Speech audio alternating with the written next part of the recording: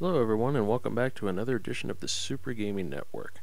Last time you remember we were just scraping the surface on the details of Batman Arkham City, the sequel to the critically acclaimed Batman Arkham Asylum.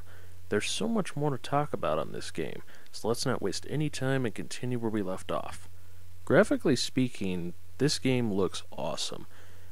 It looks pretty identical to the original, but something about it just makes it look better. The look and tone of Batman in this world looks as good as it's ever been. The city has been stated to have a huge amount of detail by the developers' details, including loads of gangs around the open world city, possible hidden goodies scattered around, and references to other characters as well. Let's go into more info on that. Besides the characters I've already mentioned before, it's been noted in the original teaser trailer that the game will have tons of villains, and that's been followed up with confirmation from Batman's voice actor apparently. And speaking of voice actors, Kevin Conroy is back, returning as the voice of the Dark Knight, and Mark Hamill is also back, returning as the Joker. It has been claimed, though, that Hamill himself, he's claimed that this will be his last time as the Joker. If it is really, I applaud Mark Hamill for his performances as the Joker through the years. He's my favorite Joker voice of all time. Harley Quinn seems to have a different voice this time around, as she sounds different based on the recent trailer. I kinda get a voice of X-Men's Rogue from the 1992 animated series of that show. It doesn't mean it's bad. I actually like the new voice if that's the case, though I'm always going to remember Arlene Sorkin, who is also among the animated series alumni, as the original Harley voice. She's done a great job as well. Going back to the character roster, Victor Zsasz is coming back as well, and we also have a couple of new additions that have come into the game based on confirmation. Mr. Freeze, voiced by Maurice LaMarche, and Talia al Ghul, voiced by Stana Katic, who is a character that makes me wonder if we're going to get an appearance by her father, Ra's al Ghul. Remember the body in Arkham Asylum that had a name tag with Ra's al Ghul's name on it? Well, after beating the game and scanning it to solve a riddle, the body disappeared upon returning to the room where it was kept. So that may be a mystery to be solved later. Other character references also might catch your eye in Arkham City, which include a banner featuring a bird on a building. So hey, maybe the Penguin is in this game as well. Not to mention there's a poster somewhere else in the city that has Flying Graysons on it. So, Nightwing anybody? Going back a bit again, the open world like the last game will contain hidden Riddler trophies that have been told to be more challenging to collect this time around. And the puzzles in the game are going to be more complex too, which for example has you using the Batclaw to grab them, as well as other clues. But wait, Riddler trophies? That means the Riddler is out there somewhere, right? And we're probably not going to see him in the game as well, even though he has been slated to return in Arkham City. Wait, what's that? He is returning in Arkham City, and he's going to physically appear around this time? Not only is he voiced by the same guy, Wally Wingert, who I hope I once again get the name right, not only is the Riddler returning, he is definitely making a physical appearance in the game, which now leads us to another couple of things to talk about in the game's gameplay: interrogations and side missions. In order to find the Riddler this time, you not only need to collect the Riddler trophies, but you need to search the city for gang members associated to the Riddler himself.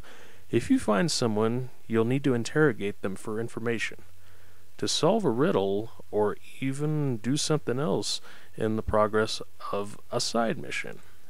It's also been said in reports that the guys you need to interrogate are among a group of gang members, so if you get into a fight with these guys, you need to leave said mooks standing to get the information. These side missions seem to give you something else to go into while venturing in the main story, as they seem to incorporate additional stories which sound pretty awesome. Victor Zsasz may also have a side mission as well, which brings us back to a gadget I mentioned earlier, the radio broadcast analyzer. Apparently this little gadget can be used to pick up radio messages left by villains, distress signals from other people in the asylum, and it also can be used as a police scanner. You can listen to Gotham PD and Gotham FM. So there we are, even more side missions in that area. And this also indicates that Jack Ryder, aka the Creeper, maybe in the game.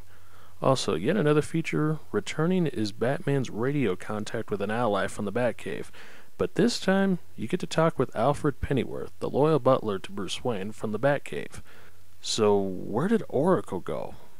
Well, last we heard, she was going to meet her father, Commissioner Gordon, after the events of the last game. But now there's a chance she may be missing. Yet another mystery to maybe solve. Moving on to another topic in the Batman talk, we're going over to the boss fights. In terms of boss fights, well, we haven't heard too much about them. Plus, I've already heard a few people voice their concerns about the same boss tactics getting reused in games like Batman Arkham Asylum. What we do know so far is that you may be able to confront the famous villains face to face. At least it's what I've heard again. I'm going to welcome that too. I enjoy punching Victor Zsasz in the face in the challenge maps. And speaking of challenge maps, they're coming back once more. One of them apparently has already been revealed, and it's called Joker's Carnival, which is a pre-order bonus you get when you pre-order the game. That's pretty much all I can say about the challenge maps.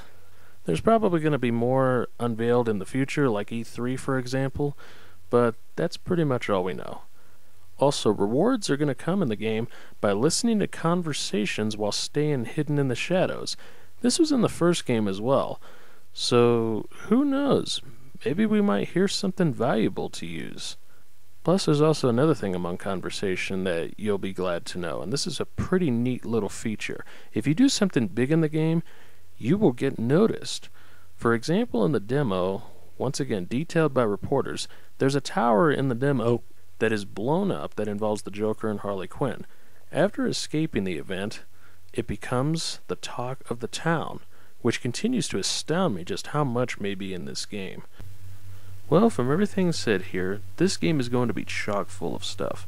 From expanded and refined gameplay, to new and refined gadgets, more collectible goodies, more complex puzzles, more villains than before, and even smarter mooks, Batman Arkham City looks like it may be shaping up to be the game to surpass Batman Arkham Asylum and raise the bar again. It looks like we're almost done here, as we are done with Part 2 of the Batman Arkham City rant. Stay tuned for Part 3, everyone, as we wrap up this three-parter and begin to move on to other things. And with that said, I'm Keegan83 of We Fell in a Tree, and see you guys in Part 3. Same bat time, same bat channel.